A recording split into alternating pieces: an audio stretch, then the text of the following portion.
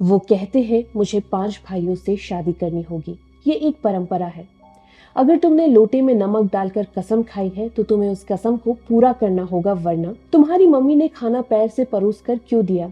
उन्होंने कहा था ये एक जादुई लाठी है और इसकी वजह से हमारा गांव सुरक्षित है।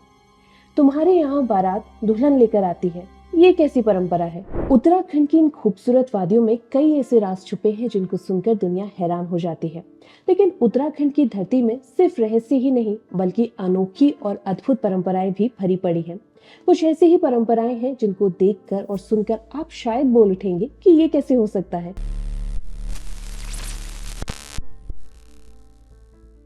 जी हाँ, आज ऐसी ही कुछ अलग और अनोखी परंपराओं के बारे में हम आपको बता रहे हैं। इन परंपराओं में जहां कुछ आपको अद्भुत लगेंगी तो कुछ आपको अचंभे में डाल देंगी। इस खास पेशकश में हम आपको इन अनोखी परंपराओं के बारे में तो बताएंगे ही, इसके साथ हम ये भी बताएंगे कि कैसे ये परंपराएं हमारे समाज का एक मजबूत स्तंभ है। तो आज बात करते हैं ऐसी ही 5 परंपराओं के बारे में जिसको सुनकर आप कह उठेंगे कि ये सिर्फ देवभूमि उत्तराखंड में ही हो सकता है।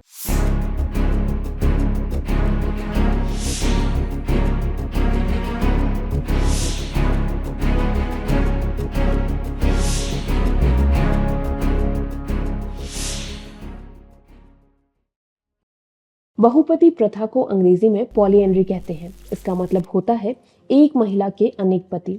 इसको ऐसे समझ सकते हैं कि राजा महाराजाओं की कई पत्नियां होती थी, वैसे ही बहुपति प्रथा में एक महिला के कई पति होते हैं। उत्तराखंड में ये प्रथा पश्चिमी टिहरी और जौनसार बावर के क्षेत्रों में एक वक्त काफी ज्यादा प्रचलित थी। हालांकि ये पूरी तरीके से खत्म हो गई इसका दावा नहीं किया जा सकता, क्योंकि आज भी पहाड़ के कुछ सुदूरवर्ती क्षेत्रों में ये प्रथा कायम है। भले ही आज ये प्रथा निभाने वाले कम लोग रह गए हैं। उत्तराखंड के अलावा हिमाचल और तिब्बत में भी इस प्रथा का प्रचलन होने का उल्लेख मिलता है। इसके साथ ही दक्षिण भारत और नॉर्थ ईस्ट की कई जनजातियां भी इस प्रथा को आज भी निभाती हैं। कई पति होने का ये मतलब बिल्कुल नहीं है कि महिला किसी के भी साथ शादी कर सकती है, बल्कि इस प्रथा के हिसाब से एक महिला घर के सभी भाइयों के साथ शादी करती है। पहले महिला अपने पति के साथ शादी करती है, फिर उसका विवाह उसके भाइयों के साथ भी हो जाता है। इस प्रथा का प्रभाव सबसे ज्यादा हिमाचल के किन्नौर में देखा जाता है, जहाँ इसे खोटल प्रथा कहा जाता है। इस रिवाज को लेकर मान्यताएं महाभारत से जुड़ी हुई है। कहा जाता है कि महाभारत काल में अज्ञातवास के दौरान पांडव हिमाचल और उत्तराखंड की इन पहाड़ियों में काफी वक्त रहे थे। माना जाता है कि तभी से इन क्षेत्रों में ये परंपरा चली आ रही है। हालांकि एक वजह और जो गिनाई जाती है वो है जमीन की कमी होना। दरअसल पहाड़ी क्षेत्रों में खेती की उपज बहुत ज्यादा नहीं होती थी। ऐसे में 4 भाइयों के लिए 4 शादी करके घर का खर्च बढ़ता था और उपज पूरी ना होने की आशंका रहती थी। ऐसे में खेतों की उपज का बंटवारा होने से बचने के लिए इस तरह के विवाह किए जाते थे। इस प्रथा का सबसे बड़ा सबूत 1911 की जनगणना है, जिसमें देश के उन इलाकों का उल्लेख है जहां पर बहुप्रति प्रथा का चलन था। कुछ रिपोर्ट्स की माने तो इस विवाह में तलाक का भी रिवाज है। इसके लिए सभी भाई एक साथ जाकर तलाक की परंपरागत परंपरा को पूरा करते हैं। इसमें दोनों पक्षों के बीच लोग बैठते हैं, एक सूखी लकड़ी ली जाती है और उस लकड़ी को तोड़ दिया जाता है। लकड़ी टूटने का मतलब होता है कि उनके बीच अब तलाक हो गया है और इसके बाद संबंध खत्म हो जाते हैं। हालांकि तलाक के बाद कई बार फिर सहमति होने पर दोबारा शादी का भी प्रावधान होता है। आगे हम आपको उस प्रथा के बारे में भी बताएंगे जिसमें अगर आप अपनी कसम पूरी नहीं करते तो आपको काफी ज्यादा नुकसान उठाना पड़ेगा। लेकिन उससे पहले हम आपको बताते हैं उस प्रथा के बारे में जिसकी जड़ मुगलों से जुड़ी हुई है।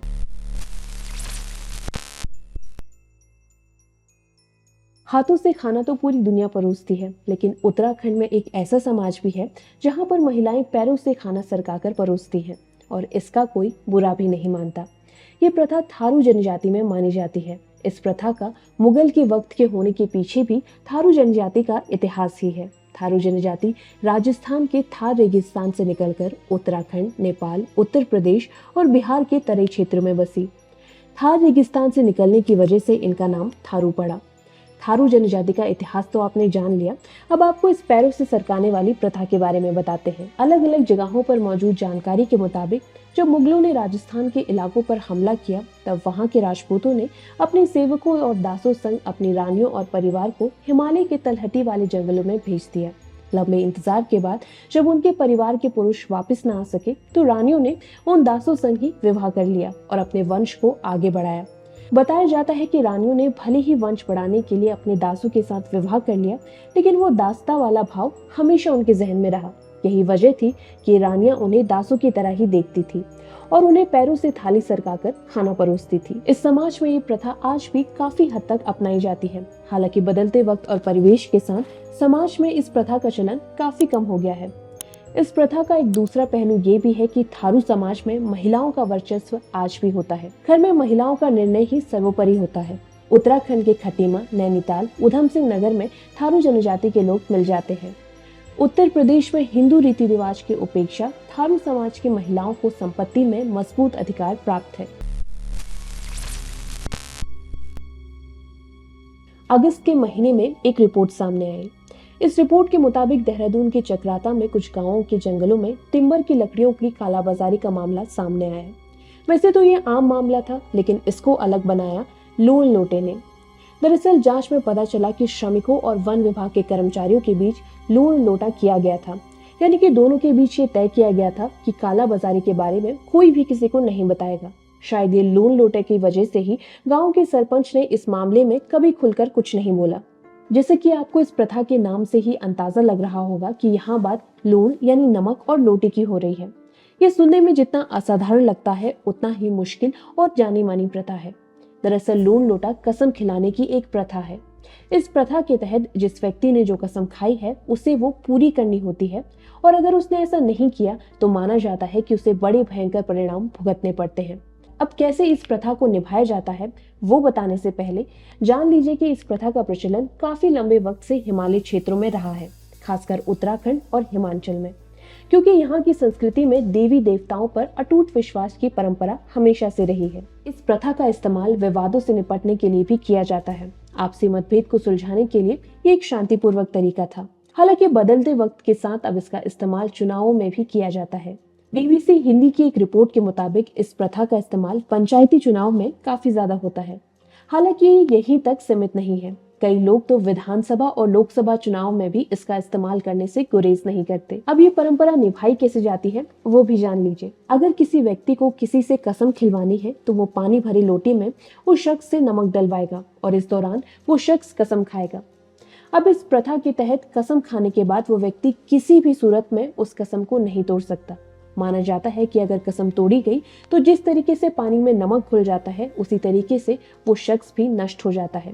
यानी कि उसके जीवन में दुखों का पहाड़ टूट पड़ता है और इससे उसे काफी नुकसान झेलना पड़ता है। माना जाता है कि कसम तोड़ने पर देवता रुष्ट हो जाते हैं और फिर नुकसान पहुंचाते हैं। उत्तराखंड के जौनसार बावर के साथ ही हिमाचल के कई क्षेत्रों में ये प्रथा आज भी व्यापित है। इसके अलावा कसम खिलाने और सच और झूठ का पता लगाने के लिए मंदिरों के सामने पानी पिलाने और चावल देने की भी प्रथा है। हिमाचल के लाहौल स्पीति में तो जाप के लिए इस्तेमाल की जाने वाली माला के जरिए भी कसम खिलाई जाती है। जहां लूण लोटा जैसी परंपरा है जिसका गलत इस्तेमाल भी होता रहा है, वहीं उत्तराखंड की पहाड़ियों में एक ऐसी जादुई लाठी भी मौजूद है जो आज भी अपने जादू से लोगों के जंगलों और जमीन की सुरक्षा कर रही है। इस अनोखी लाठी के बारे में भी हम आपको बताएंगे, लेकिन उससे पहले आइए जानते हैं उस प्रथा के बारे में जहां दूल्हा नहीं बल्कि दुल्हन बारात लेकर दूल्हे के घर जाती है।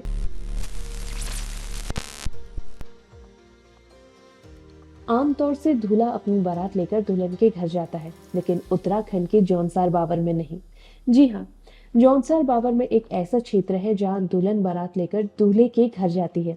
सिर्फ यही नहीं, कमियाली संस्कृति की इन शादियों में महिलाओं की काफी ज्यादा अहमियत होती है। यही वजह है कि पूरे गांव की महिलाओं को अलग से भोज करवाया जाता है। इस परंपरा को रहीन जमाना कहते हैं।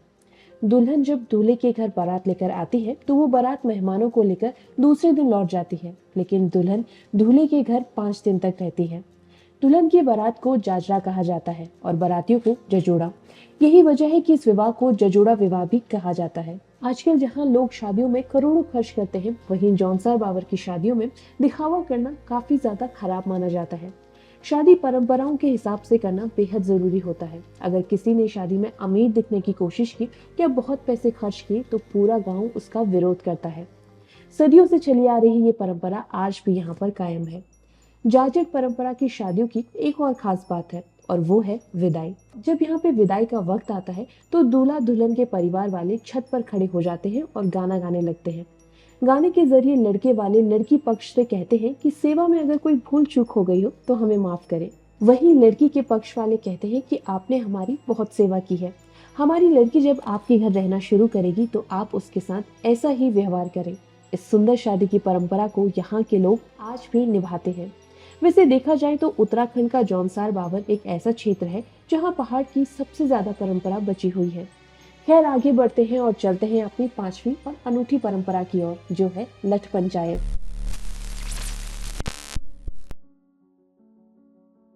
लठ पंचायत की शुरुआत को लेकर एक बड़ी ही दिलचस्प कहानी है। उत्तराखंड में आज भी लोक कथा प्रचलित है। कहानी का जिक्र प्रतिष्ठित magazine economical and political weekly में भी किया गया है। मैगजीन में दर्ज लोक कथा के मुताबिक पहाड़ के गांव और यहाँ के पंच अपने स्तर पर न्याय और हर किसी की जरूरतों का ख्याल करते थे। काफी हद तक आज भी ये व्यवस्था कायम है। एक गांव की न्याय व्यवस्था को देखकर वहां रहने वाले साधु ने उस गांव के पंचों को एक लाठी दी। साधु ने कहा कि ये लाठी अद्भुत है। साधु ने पंचों से कहा कि ये दिव्य लाठी है जो मैं तुम्हें दे रहा हूँ। ये तुम्हारी और तुम्हारे गांव की रक्षा करेगी, लेकिन शर्त ये है कि इस लाठी का उपयोग निजी फायदे के लिए नहीं होना चाहिए। इसे समाज कल्याण के खातिर ही इस्तेमाल करना होगा। और इस शर्त के साथ वह लाठी पंचों को मिली। साधु ने चेतावनी ये भी दी कि अगर पंचों ने शर्त नहीं मानी तो इस लाठी की सारी शक्तियां खत्म हो जाएंगी। जब पंचों को ये लाठी मिली तो उन्होंने इसका इस्तेमाल पूरे पहाड़ की खातिर करने की ठानी। बैठक बुलाई गई और हर गांव का जंगल, खेत और अन्य संपदा को बराबर बांटा गया और हर गांव में लठ पंचायत का गठन किया गया। लठ पंचायत का काम गांव की भलाई के लिए और वन संपदा को सुरक्षित करना था। गांव में होने वाली पैदावार और उससे होने वाली कमाई को भी बराबर बांटा जाता था। इस तरह से उत्तराखंड के हर गांव में लठ पंचायत की शुरुआत हुई। आज लुप्त होने की कगार पर खड़ी लठ पंचायत सैकड़ों साल पहले उत्तराखंड में होती थी। जिन गाँव में लठ पंचायत होती थी उन गाँव में ना तो प्रशासन और ना ही सरकार का ज्यादा दखल होता था। गांव के हित के लिए सारे फैसले लठ पंचायत लेती थी। जब लठ पंचायत बनी तो वन से लेकर जगह जमीन की सीमा तय की गई और उसकी सुरक्षा करने की जरूरत भी खड़ी हुई। ऐसे में दिव्य लाठी को उसका सूत्रधार बनाया गया। वन संपदा की रक्षा की जिम्मेदारी हर दिन गांव के एक परिवार को दी जाती थी। जिस दिन जिस परिवार की बारी होती थी उस दिन दिव्य लाठी उसके घर रखी जाती थी। लाठी का घर पे होने का मतलब था कि वन संपदा की रक्षा की जिम्मेदारी उस दिन उस परिवार की होती थी। आज भी कई जगहों पर इस प्रथा को माना जाता है, लेकिन अलग अलग स्वरूपों में। तो ये थी वो 5 परंपराएं जो उत्तराखंड को अलग और अनोखा बनाती है। ये परंपराएं आज चंद लोगों तक सीमित रह गई हैं। धीरे धीरे उत्तराखंड की अन्य परंपराओं की तरह ये परंपराएं भी गायब होती जा रही है। इन परंपराओं को यहाँ बताने का हमारा मकसद सिर्फ इतना भर है कि देवभूमि उत्तराखंड अलग और अनोखी परंपराओं से भरा पड़ा है। ऐसे में इन परंपराओं का संरक्षण करना भी जरूरी है। उत्तराखंड और यहाँ के लोग अपनी अच्छी परंपराओं को सहेजें और उसका अनुसरण करें, क्योंकि जिस तरीके से हमारी पहाड़ी बोली भाषा बिसरती जा रही है, कुछ उसी तरीके से हमारी परंपराएं भी दम तोड़ रही हैं। और अगर इन्हें जिंदा रखना है तो हमें इन पर अंधविश्वास नहीं बल्कि आस्था रखनी होगी। लुप्त होती परंपराओं के बीच जिस तरीके से कुछ परंपराएं आज भी अलग अलग स्वरूप में जीवित है, ठीक वैसे ही उत्तराखंड के देवी देवताओं का वास भी पूरे उत्तराखंड में है। वो देवता जो हमारी रक्षा करते हैं, इसके साथ साथ हमें सही राह दिखाते हैं। इसी का एक उदाहरण है गोलजू देवता। कैसे गोलजू देवता उत्तराखंड के न्याय देवता बने, क्यों उन्हें उत्तराखंड का सुप्रीम कोर्ट बोला जाता है, हर डिटेल देखिए हमारे इस विशेष प्रोग्राम आस्था के एपिसोड में। और अगर आपको इन 5 परंपराओं में से किसी भी एक परंपरा के बारे में पता है या फिर आपने सुना है तो हमें कमेंट बॉक्स में जरूर लिखें। इसके अलावा अगर आपके पास कोई अन्य जानकारी है तो वो भी हमें जरूर बताएं। हमारी कोशिश है कि हम उत्तराखंड को उसके असल स्वरूप में आप तक पहुंचाएं। तो अगर आपको हमारी ये प्रस्तुति पसंद आई तो चैनल को लाइक, शेयर और सब्सक्राइब करना ना भूलें। धन्यवाद।